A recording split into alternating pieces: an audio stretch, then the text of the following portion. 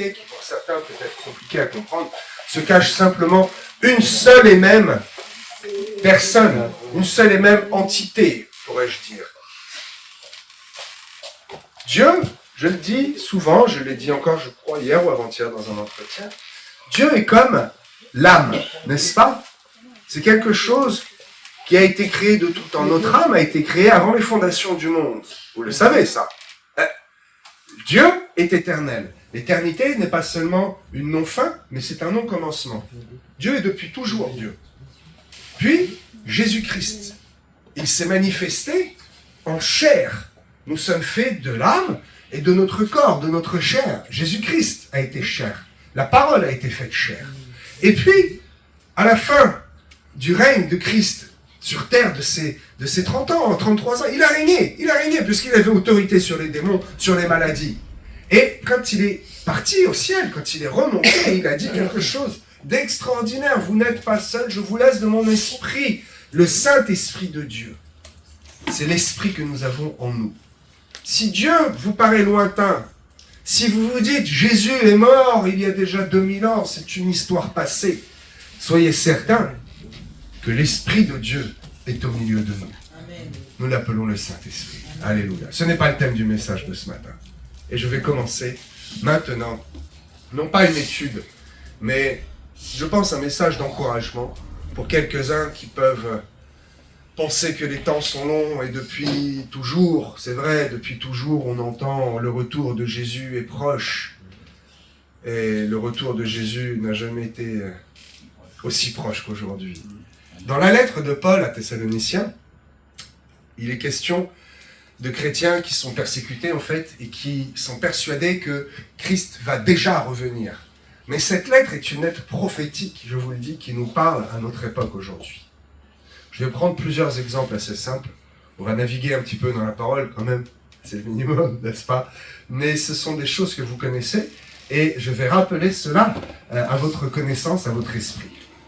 Parce que nous avons besoin encore dans ce premier trimestre, je l'ai dit, je l'ai reçu depuis le début de l'année, peut-être vous n'avez pas entendu, je le redis, qu'il y a une sorte de désert, un certain désert spirituel. Mais c'est une illusion d'optique de Satan, c'est un mensonge de Satan. Parce que dans ce désert, nous avons des oasis qui nous attendent. Mais encore faut-il s'y rendre. Encore faut-il croire que là où tu ne vois rien, ne t'inquiète pas, marche encore un peu, tu vas voir qu'il y a une oasis. Il y a un Élim qui t'attend. Alors ce message est fait vraiment pour vous encourager et pour vous donner une direction dans ces temps d'attente. Nous attendons. Mais profitons mes amis, d'attendre pour faire quelque chose, pour ne pas être oisif. Mettons ce temps à profit pour faire quelque chose pendant que nous pouvons encore. Alors je constate que certains sont découragés. Je le comprends. Certains sont fatigués. Je l'entends complètement. Et ils se disent finalement, mon âme est sauvée, que puis-je faire d'autre? Je m'assois et j'attends. Et de temps en temps, je vais un peu à l'église. Et de temps en temps, peut-être je parle un peu de Dieu à mes proches, mais que puis-je faire d'autre? Les temps sont difficiles, c'est un désert, et de toute façon, je ne peux pas faire plus que ce que Dieu m'a confié. Mais Dieu t'a confié tellement plus que ce que tu penses, mon ami. Il t'a confié déjà la vie. Déjà. Cette vie qui est limitée. Tic-tac, tic-tac. Le timing tourne. Que vas-tu faire du temps qui te reste? Il faut faire quelque chose. Donc, le but de ce message, c'est de vous convaincre et de vous démontrer qu'il ne faut pas attendre sans rien faire. Nous devons œuvrer pour l'évangile, pour le corps de Christ. Savoir que le retour de Christ est très très proche ne doit pas nous inciter à rien faire. Savoir que Dieu va prochainement revenir doit au contraire nous motiver à courir encore plus vite.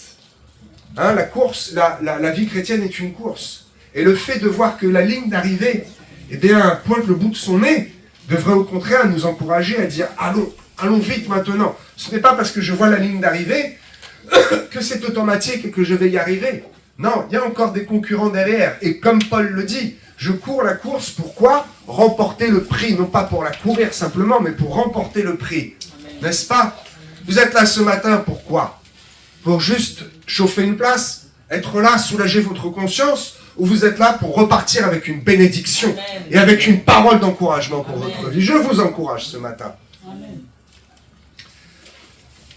Paul, à l'époque, lorsqu'il écrit à l'église de Thessalonique, a très bien géré ce problème d'oisiveté et d'attente de quelques chrétiens qui savaient, qui pensaient que Christ allait revenir. Alors ils le savaient, mais ils pensaient qu'il allait revenir très très prochainement, très très tôt. Et Paul donne des consignes. La lettre de Thessaloniciens, je le répète, était destinée à nos générations. Relisez-la. C'est une lettre très très courte. Vraiment. Mais vraiment, hein. En 10 minutes, c'est lu. Quelqu'un qui n'a pas l'habitude et qui lit lentement, un quart d'heure, c'est lu. Prenez un quart d'heure et relisez même la première épître aux Thessaloniciens. C'est tellement édifiant. Il y a tellement... Ma Bible est pleine de couleurs, mais particulièrement la lettre aux Thessaloniciens, il y a plein de couleurs, parce que si j'avais pu tout souligner, j'aurais tout souligné. C'est tellement, tellement important. Ne demeurez pas oisifs dans l'attente de Jésus-Christ. Il est écrit dans 2 Thessaloniciens, chapitre 1, verset 4. Persévérez et progressez dans l'attente du retour. Il est surtout écrit, et j'ai noté vraiment, persévérez. Aussi nous glorifions-nous de vous dans les églises de Dieu, à cause de votre persévérance. Aussi nous nous glorifions de vous dans les églises de Dieu à cause de votre persévérance et de votre foi au milieu de toutes vos persécutions et les tribulations que vous traversez et que vous supportez. Parce que cette église en particulier, et c'est pour cela qu'ils étaient persuadés du retour imminent de Christ, cette église était vraiment persécutés et ils avaient vraiment des difficultés. Et ici, il est écrit que aussi nous nous glorifions de vous. Waouh, vous êtes comme un exemple pour nous, parce que dans votre persécution, vous persévérez. Quelques-uns d'entre vous se mettent debout et ils persévèrent, ils continuent malgré l'adversité. Hey, mes amis, il y a d'autres pays où le réveil est déjà en cours de route, déjà en téléchargement. Chez nous, c'est encore un peu compliqué. On est encore en train de cliquer sur télécharger le fichier. Vous voyez ce que je veux dire? Mais ça arrive. Et je prie pour que nous soyons, nous, comme ces quelques-uns qui se sont tenus debout et qui ont persévéré à Thessalonique. Que le monde, le reste du monde, les chrétiens, en dehors de France, voient et disent, mais on sait ce qui se passe en France. Nous, franco-français, on n'a pas vraiment la conscience de ce qui se passe. Tu sais, c'est comme cette petite souris qui est dans un pot de crème et qui n'a pas conscience que si elle ne remue pas très très vite pour transformer la crème en beurre, oh, c'est une belle image, vous la connaissez cette image, elle ne pourra pas en sortir. C'est comme ce crustacé qui est dans cette marmite d'eau bouillante et qui trouve l'eau bonne, l'eau est chaude. Et puis plus l'eau chaude, plus l'eau monte, plus il dit « Oh, c'est un peu chaud, mais ça va. » Et il s'y habitue. Nous nous sommes habitués à une certaine médiocrité au niveau de l'esprit, au niveau de la culture, au niveau de notre gouvernement, au niveau de l'enseignement. Dans tous les domaines de la France, nous nous sommes habitués à la médiocrité. Et nous nous sommes habitués à rester un peu assis et à ne pas être bouillants. Mais ceux qui sont bouillants, ceux d'entre vous qui êtes ici, ceux qui sont connectés, ceux qui se lèvent pour Christ, eh bien, j'en suis certain, ceux qui sont au dehors de la marmite, au dehors du seau de crème, et qui prennent conscience que la France est en train d'être réchauffée à petit feu pour être mangée par l'esprit des démons et des Illuminati, je le dis, je n'ai pas peur de le dire, et de la franc-maçonnerie par l'esprit satanique, eh bien, nous ne le voyons pas, mais eux le voient, et ils sont en admiration devant ces quelques églises, ces quelques chrétiens qui se lèvent et qui se tiennent debout. Tout comme, vous ne le voyez pas, mais je le sais, des anges sont autour de nous, de ce bâtiment. Et ils sont là et ils regardent et ils disent « Mais c'est fantastique. Quelle foi est-ce qu'ils ont ?» Nous n'avons pas besoin d'avoir la foi. J'ai un contact avec Dieu directement. Et ces gens-là, ceux-là, ne le voient pas, ne l'entendent pas. Peut-être ils ont parfois eu une expérience, mais dans leur chair, connaissant les hommes depuis la création, c'est miraculeux, ça ne suffit pas. Qu'est-ce qui provoque leur foi? C'est admirable. Dans cette Normandie maussade, ce temps maussade, ce froid qui vous saisit là à l'intérieur, tous ces gens bizarres qui vous regardent, tous ceux qui dorment encore et oh, on est bien au chaud sous notre couette. Les anges regardent et disent, ceux-là n'ont pas fait ce choix. Ceux-là se sont levés et ils persévèrent dans des temps difficiles. Et dans le désert, ils ne restent pas la bouche ouverte à attendre une pluie ou à attendre que le temps se passe ou tout simplement à attendre la mort. Non, ils ont la bouche sèche. Les pieds brûlent sur le sable, mais pourtant, ils continuent d'avancer. Comment savent-ils qu'il y a une oasis droit devant? Ils ne le savent pas, ils ont juste la foi. Alléluia. Ici, c'est une église qui est persécutée. Nous ne le sommes pas encore, mes amis. Eux persévéraient dans des temps de persécution. Nous devons persévérer dans ces temps où nous avons encore un tout petit laps de temps avant que la persécution commence à arriver. Même si nous le ressentons, même si les maladies courent de partout, il y a une certaine persécution administrative, il y a des difficultés que nous n'avions pas avant. Mais ça reste gérable, n'est-ce pas? Satan ne vient pas encore toucher à notre vie, à notre corps. Nous n'avons pas encore des milices qui rôdent dans la rue pour voir si nous portons une croix ou pour voir si nous sommes chrétiens. Il n'y a pas de milice encore. Bon, il y en a, mais ils n'agissent pas. Qui regardent les réseaux et qui disent « Ah, telle adresse, on les localise, on vient, on casse la porte et tout le monde en garde à vue. » C'est ce qui se passait à Thessalonique. C'est ce qui se passait à cette époque-là, mes amis. Et pourtant, ils persévèrent dans la foi à tel point qu'ils sont une bénédiction. Glorifions-nous de vous dans les églises. Ne voudriez-vous pas qu'un jour l'on dise ça de vous?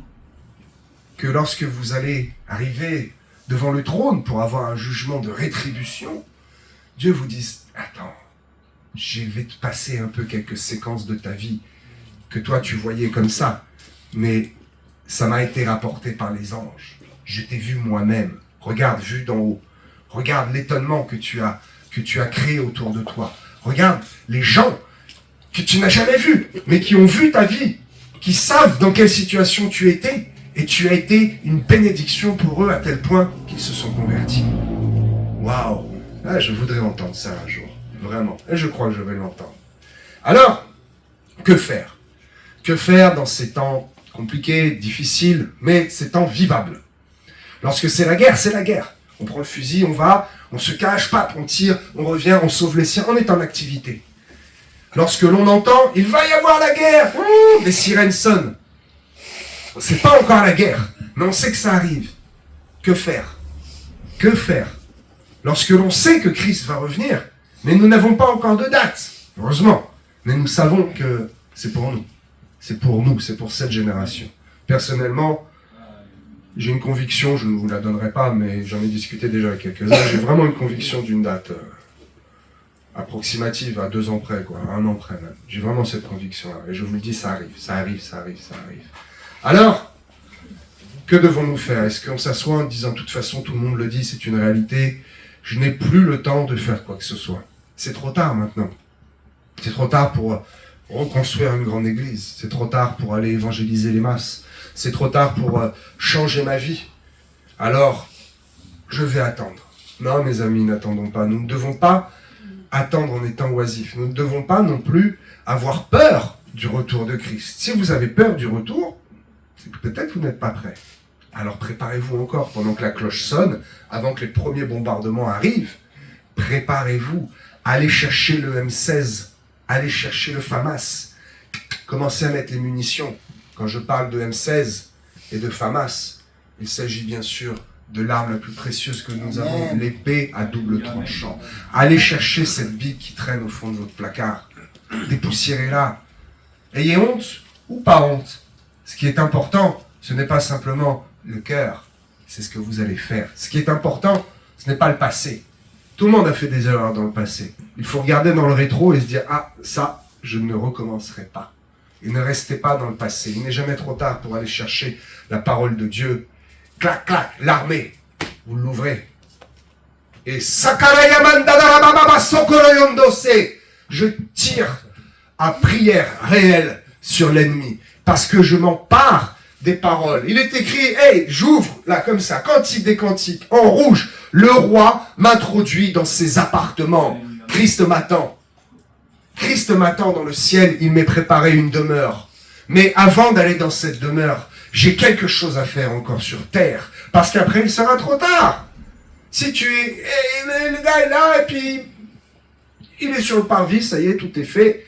Il se dit, je suis super heureux, c'est génial. Mais c'est quand même bête. C'est quand même dommage. Parce que là, c'est l'éternité. Je vais rester ici. Et je suis très heureux, mais peut-être que finalement, j'aurais pu aller un peu plus loin. Parce que ces 30, ces 40, ces 80 ans que j'ai passés sur Terre, j'aurais pu faire encore un peu plus. Je n'aurais pas dû attendre dans l'oisiveté. Je n'aurais pas dû attendre en me disant, bon, j'attends, je suis prêt, je ne bouge plus d'un iota pour ne pas prendre le risque de faire quelque chose qui de toute façon ne servirait absolument à rien. Vous savez que j'étais dans l'armée. J'ai été engagé volontaire. Donc j'ai signé moi-même pour aller défendre mon pays. Je ne suis pas resté très longtemps. Je suis resté 6 ans. Mais j'ai eu beaucoup d'expérience en 6 ans. Et on disait souvent quelque chose. C'est un slogan de l'armée, ou peut-être que de mon unité, et on en rigolait. C'était « Dépêchez-vous d'attendre ». Dépêchez-vous d'attendre. Mais qu'est-ce que ça veut dire? Dépêchez-vous d'attendre. Alors en fait, les gars, ils se dépêchaient pour venir, et puis pour attendre, et encore attendre. En fait, il y avait 2 catégories. Il y avait ceux qui avaient peur de ne pas avoir le temps et de louper le rendez-vous. Alors ils se présentaient à la revue de troupe, un peu mal rasés, et les Rangers pas vraiment cirés, un bouton un peu manquant, mais ils étaient contents parce qu'ils étaient là. On appelait ça le psycho. Ils avaient peur de louper le rendez-vous. Mais le rendez-vous va arriver. La revue de troupe va arriver. On ne sait pas tout à fait à quelle heure, mais elle va arriver. Ne t'inquiète pas de ce qu'elle arrive. Inquiète-toi d'être prêt. Tu vois? Il y avait ceux qui avaient peur de manquer le rendez-vous et qui se présentent comme ça. Et qui étaient dépêchés, qui se dépêchaient, ils étaient pressés d'attendre. Et il y avait ceux, comme moi, qui au bout d'un moment avaient compris les principes du royaume. Ils avaient compris que Christ reviendrait et qu'on ne savait pas à quelle heure. Mais qu'on pouvait commencer à discerner la saison. On peut commencer à discerner la saison. Parce que quand moi je voyais les cadres partir, je savais que le chef de corps allait bientôt arriver. Alors je partais en même temps que les cadres. Et pendant tout ce temps, au lieu d'être là, d'attendre comme un piquet avec les Rangers mal cirés, le béret mis de travers, mal rasé, je me prenais un rasoir tout neuf, je rasais bien. Le béret, le beau pli, tac, tac. Elles sont propres, ouais, mais je peux faire encore plus propre, t'inquiète pas. Ils aiment bien l'armée quand les Rangers s'ébrient. Tac, tac, tac. Et je passais le temps qui restait, avant la convocation ultime, à me préparer. Voyez-vous, c'est une image, mais c'est une histoire vraie, ce que je vous donne. 2 Thessaloniciens, je l'ai dit tout à l'heure, chapitre 2, verset 4. Persévérer. Nous devons continuer de persévérer. Et dans persévérer, il y a percer. Nous devons faire une percée. Nous devons continuer à marcher et à courir. Nous devons continuer, non pas à l'attendre sur une chaise, mais à œuvrer. C'est difficile, c'est le désert. Oui, mais c'est pas une excuse. Au contraire, là où il y a de l'adversité, Dieu se fera encore plus présent, n'est-ce pas? Là où il y a des ténèbres, la lumière se voit encore plus. Tu sais, je prends une lampe de poche, là, et je l'éclaire comme ça. Vous allez dire, elle éclaire pas beaucoup. Et cette même lampe de poche reste allumée. Si Martial éteint la lumière, d'un seul coup, vous allez dire, mais comme elle éclaire fort! N'attendons pas d'être complètement dans l'obscurité pour prendre conscience que la lumière de Christ éclaire avec une puissance incroyable, n'est-ce pas? Nous avons la puissance des dons, de la guérison, de la prophétie, des paroles de connaissance. Nous avons la puissance de la vie. Allons témoigner au monde de ce que nous vivons et de ce que nous sommes, des chrétiens actifs, des vrais chrétiens, des vrais soldats, ceux qui sommes christocentriques. Nous mettons Christ au milieu. Nous n'aimons pas simplement cette belle église, et elle est belle, c'est vrai, c'est sympa, on est bien ici. Là, il fait chaud. Vous n'avez pas froid? Au début, il faisait peut-être un peu froid, mais là, je sens le feu du Saint-Esprit qui vient me réchauffer. Alléluia. Et nous ne sommes pas venus pour cette atmosphère. Vous n'êtes pas simplement venus non plus pour entendre les belles paroles qui sortent de ma bouche, mais vous êtes venus pour être baignés dans cette atmosphère, pour vous rapprocher de la personne du Saint-Esprit, connaître qui est Jésus, afin de vous approcher encore un peu plus de Dieu lui-même. Dans Éphésiens, est-ce qu'on peut lire, tu peux afficher, Éphésiens chapitre 5, ok, versets 15 à 16. On avait mis un petit Si, marque-page. J'en ai partout des marque-pages.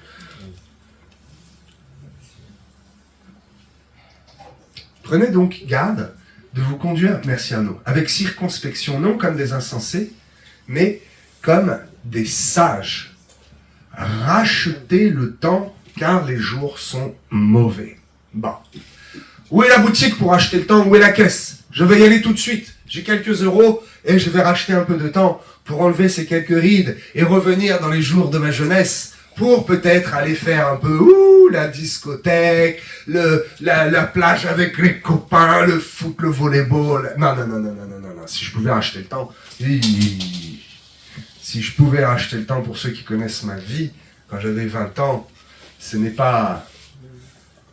J'aurais vendu autre chose. J'aurais donné autre chose. J'aurais donné l'évangile. Mais ce n'est pas possible. Que veut dire ce mot de racheter le temps? Il est question ici, je crois qu'un peu plus haut. Ok. Marcher comme des enfants de lumière. Il s'agit ici de l'apôtre Paul qui écrit donc la lettre aux Éphésiens, qui écrit en fait aux chrétiens qui sont affermis, aux chrétiens qui comprennent ce qu'il dit. Il les appelle les enfants de lumière. Vous êtes, mes amis, des enfants de lumière. Enfants de lumière, qu'est-ce que ça veut dire? La lumière, la lampe de poche. Jésus, nous sommes enfants de Christ. Nous sommes héritiers et co-héritiers de Christ. Petite parenthèse. Oh, je ne veux pas durer trop longtemps. Je crois que c'est mercredi que je l'ai prêché. Nous avons un double héritage. Dans ce verset, quand il est écrit, nous sommes héritiers de Dieu et co-héritiers de Christ. Quoi? Dieu, c'est pas Christ, Christ, c'est pas Dieu. Il y a deux types d'héritage. Un héritage commun de Christ, que nous avons tous, qu'il donne à son Église. Et l'héritage de Dieu, quelque chose de personnel. Qu'est-ce que c'est que Dieu nous a donné? Il nous a donné la foi. C'est lui qui nous donne la foi. Ce n'est pas la foi vient de ce que l'on entend. Non, ça c'est une foi exceptionnelle. Cette foi qui va vous encourager, qui vous permet de déplacer des montagnes. Mais la foi en Dieu, c'est lui qui nous la donne. Voilà l'héritage déjà que nous avons. Et qu'est-ce que nous avons? Co-hérité de Christ. Tous les chrétiens ont co-hérité de quelque chose. De plusieurs choses, de trois choses en particulier, mais spécialement d'une. Nous avons hérité du Saint-Esprit, de la présence du Saint-Esprit. Nous avons hérité de pouvoir faire ce que Jésus a fait, des miracles. J'aimerais tellement, et je le crois. Est-ce le temps? Je ne sais pas. Mais je crois qu'un jour, simplement, j'irai vers un paralytique et je lui dirai, crois-tu? Je ne sais pas. Moi, je crois. Moi, je crois pour toi. Veux-tu que je prie? Pourquoi pas? Alléluia. Sois guéri. Sois guéri. Lève-toi et marche. Et le gars se lève et il marche. Il pleure. Il dit, hey, je veux donner ma vie à Jésus. Répète après moi. Il y a un peu d'eau ici. Qu'empêche-t-il que tu me baptises? Rien du tout. Allons-y. Un jour, je suis certain, j'ai l'espoir, l'espérance, vraiment, que cela nous arrivera. Voilà ce que nous avons hérité de Christ. Bref, revenons-en à ce mot de racheter. Rachetons le temps. Il ne s'agit pas d'aller dans la boutique temporelle de Retour vers le futur et de racheter le temps. Vous l'avez bien compris. Le mot racheter est ici, en grec, exagorazo. J'aime bien le grec parce que des fois, c'est des mots un peu rigolos à prononcer, n'est-ce pas? Exagorazo, qui veut dire payer un prix, donner quelque chose en retour. Racheter, c'est payer un prix. Nous devons donner quelque chose en retour de ce temps qui va nous être donné, qui va nous être confié. Christ nous a rachetés de nos péchés, exagorazo. Quel prix a-t-il payé? Le prix de sa vie. Le prix du sang, n'est-ce pas? Nous comprenons ici que nous devons racheter le temps en donnant quelque chose à Dieu. Pourquoi? Parce qu'en fait, nous n'allons pas revenir en arrière. Mais comment s'appelle le temps de Dieu? Le temps parfait de Dieu, je ne sais pas si vous vous rappelez, ça s'appelle Aion. Ok, il y a trois types de temps. Bref, le temps Aion, c'est le temps parfait de Dieu. Parce que Dieu est intemporel. Mais Dieu donne un temps sur terre. Et nous avons un temps pour chaque chose. Il y a un temps pour chaque chose. Le fait de racheter le temps, le fait de donner quelque chose à Dieu, va vous permettre de vous caler pile poil sur l'horloge de Dieu. Et de pouvoir comprendre là où vous devez être, à quel moment, et ce que vous devez faire. Voyez-vous? Mais pour cela, il faut racheter le temps. C'est à nous de le faire. Nous devons payer un prix. Il ne s'agit pas d'aller dans la caisse, dans le guichet du timing, du temps, mais il s'agit de donner quelque chose à Dieu qui lui plaît. Nous devons accomplir plus de choses. Nous devons faire plus de choses pour lui. Et en le faisant, nous rachetons le temps. Et comme nous le faisons, que nous rachetons le temps, parce que nous faisons plus de choses, alors il nous est donné de faire encore plus de choses. Nous marchons, je dis tous les dimanches. Comment nous marchons? En reculant? Ou nous marchons de gloire en gloire? C'est comme ça que nous marchons de gloire, en rachetant le temps. C'est un cercle vertueux. Plus nous faisons, plus Dieu nous donne les moyens de faire. Plus nous le bénissons, plus il nous bénit, etc., etc. Plus tu es là dans le désert à marcher, plus tu vas avoir envie de courir. Et plus tu vas arriver rapidement d'oasis en oasis, jusqu'à un moment arriver à la fin de ce désert. Rachetons le temps pour accomplir de plus grandes choses dans ce petit laps de temps qu'il nous reste. Il est écrit dans Daniel 12, verset 4, c'est le verset que j'ai écrit voilà, en bas du livre. À la fin des temps, la connaissance diminuera? Non, elle augmentera. Nous avons une connaissance de la doctrine bien supérieure à nos prédécesseurs.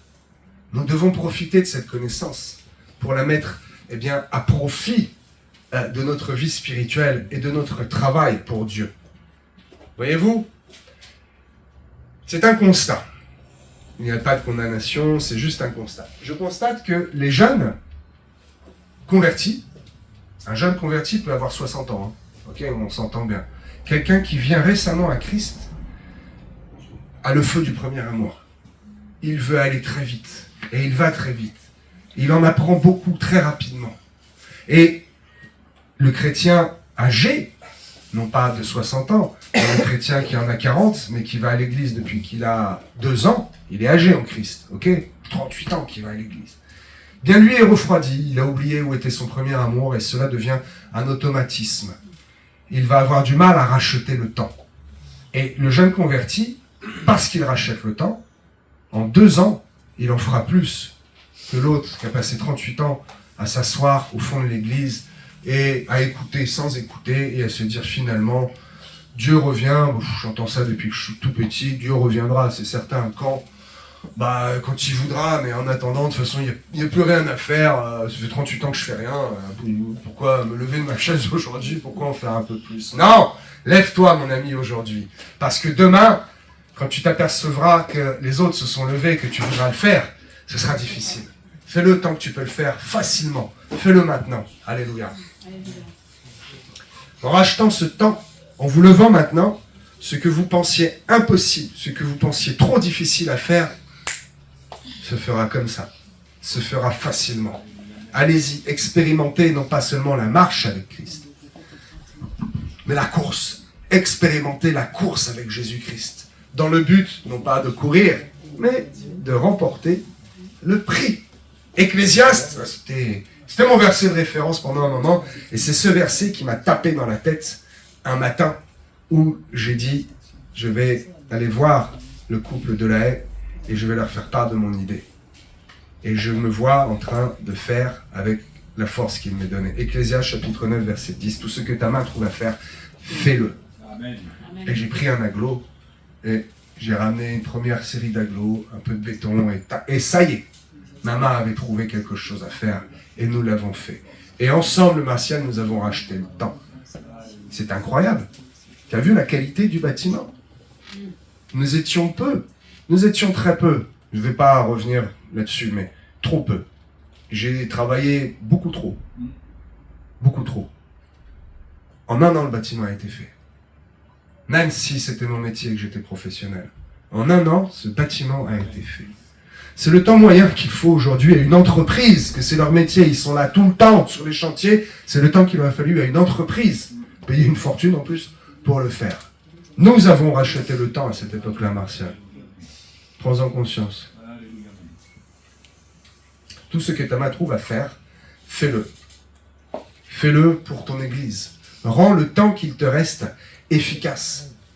Nous n'avons plus le temps, c'est un drôle de jeu de mots, mais c'est une réalité, nous n'avons plus le temps de perdre du temps, de nous éparpiller, d'aller semer un peu ici, d'aller semer un peu là, de papillonner d'église en église jusqu'à ce que l'on trouve quelqu'un qui a un message qui nous correspond et puis finalement ce message ne nous correspond plus. Alors on repapillonne un peu et puis on se dit mais c'est bien, je suis chrétien, je vais à l'église. Ah, oui, c'est bien, intrinsèquement, je crois que c'est comme ça un mot scientifique. C'est bien, mais concrètement tu ne construis rien. Fais quelque chose avec la force que tu as, là où Dieu t'a placé. Construis avec tes mains. C'est tes mains qui vont te permettre de manifester la puissance que Dieu t'a donnée. Et c'est spirituel, ce n'est pas seulement avec vos mains que vous allez évangéliser, mais la main est très spirituelle. Je l'explique d'ailleurs dans le livre. Accélérons, le temps passe, et je vous ai prêché les 3/4 de ce qui n'est même pas écrit sur mes notes là. Je me reconcentre sur mon texte. Prenons l'exemple très connu. Je vous ai dit qu'on va parler de choses connues. Les 10 vierges. Beaucoup de prédications sur ces 10 vierges, n'est-ce pas? Nous avons entendu beaucoup de choses, tous quasiment étant exactes et très très intéressantes. Mais voyons cela d'un angle un petit peu légèrement différent. Okay? Quand on reprend les écrits, de Matthieu 25, dès le chapitre 1, il est question des 10 vierges, d'accord? Puis ensuite, c'est encore une parabole. Vous savez, il est important de ne pas dissocier les paraboles. Il y a un ordre, et Dieu nous parle dans cet ordre. Et il faut mettre un peu les paraboles qui sont les unes après les autres, et bien les mettre en relation. Juste après Matthieu 25, la parabole des 10 vierges, les 5 folles, les 5, je vais revenir sur le mot d'ailleurs, les 5 sages, il y a quoi? Il y a la parabole des talents. Cet homme qui part en voyage et qui confie à ses serviteurs. Et puis après, il y a quoi? Le bouc, le truc des boucs là, hein, et des brebis, à gauche et à droite. On voit ici tout simplement un cheminement. Dieu confie quelque chose à ses servantes, aux vierges, c'est l'Église. Dieu confie quelque chose à ses serviteurs individuellement, la parabole des talents. Et ensuite, qu'est-ce qui se passe? Le jugement. C'est comme ça qu'il faut comprendre Matthieu. C'est une des façons de comprendre Matthieu 25. Et donc, que font ces vierges? Que font ces hommes avec les deniers, avec les sous, avec ce qu'on leur confie, peu importe, que ce soit des deniers, de l'argent, on leur confie quelque chose. Il faut qu'ils le fassent fructifier. Parce qu'ils ne savent pas quand le maître va revenir. Les vierges folles ne savent pas, tout comme les vierges sages, quand l'époux va arriver. Et pourtant, à un moment, ça arrive. Et on termine, il faudrait que je le mette sous les yeux, on termine Matthieu 25 avec l'histoire des boucs et des brebis, c'est donc le jugement. Et oui, il y aura très prochainement un jugement, et lors de ce jugement, ce sera trop tard.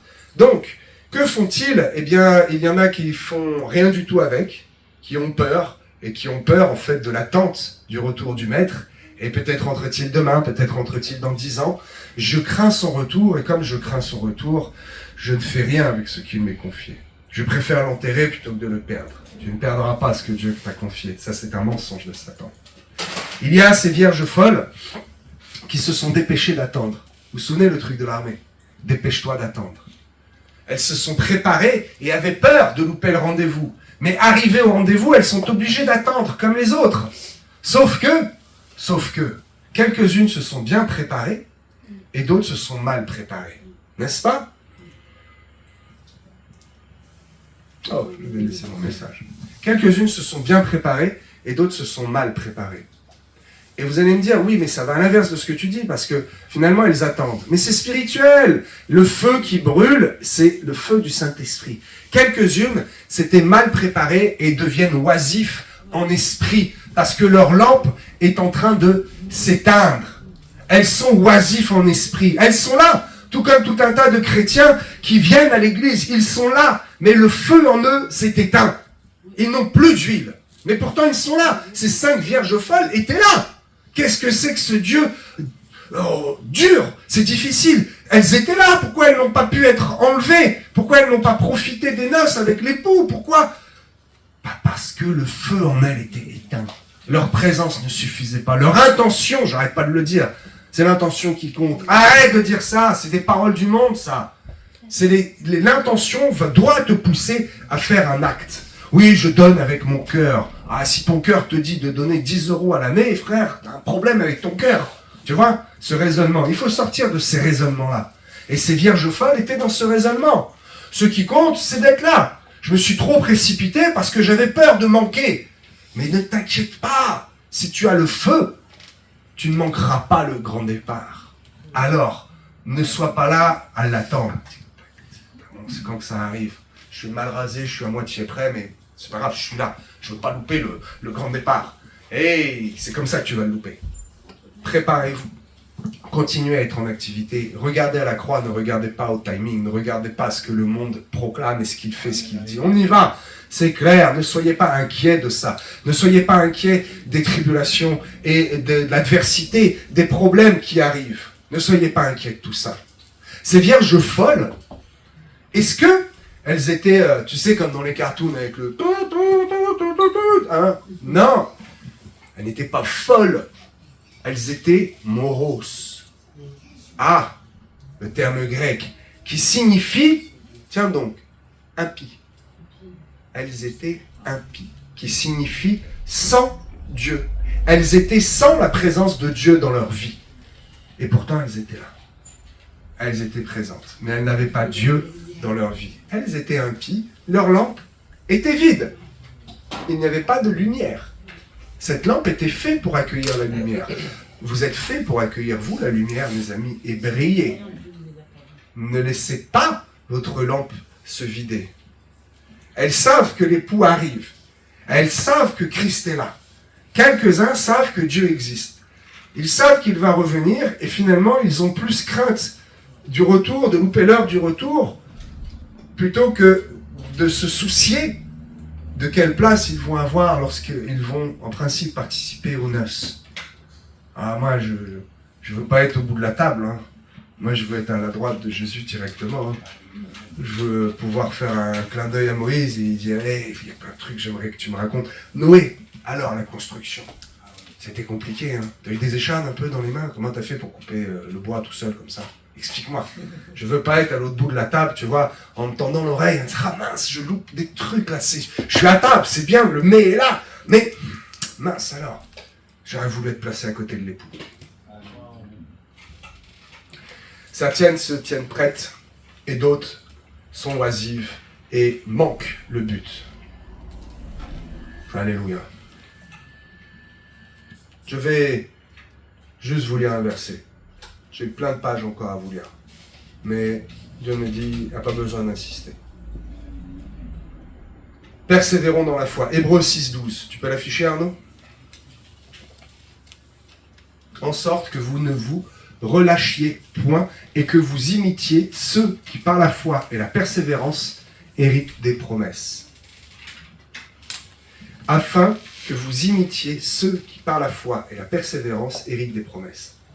Je prie et j'espère que ce verset ne s'adresse pas à vous, mais s'adresse aux autres, et que vous soyez ceux qui persistent par la foi et la persévérance, et que ce soit vous qui héritiez des promesses, et que ce soit vous qui donniez le modèle à ceux qui liront ça, en sorte que vous ne vous relâchiez point, et que vous imitiez ceux qui, par la foi et la persévérance, héritent des promesses. Terminons, mes amis, terminons la course d'une manière glorieuse. 2 Pierre, chapitre 3, verset 14. Sans tache et irrépréhensible dans la paix. Ces vierges folles n'étaient pas dans la paix. Vous savez pourquoi? Parce qu'elles voyaient que leur lampe commençait à vaciller. Et elles savaient qu'il était trop tard pour aller en recherche. Ce n'est pas votre cas. Ce n'est pas notre cas. Nous sommes dans la paix et nous allons terminer sans tache et irrépréhensible dans la paix. Alléluia. Soyez bénis.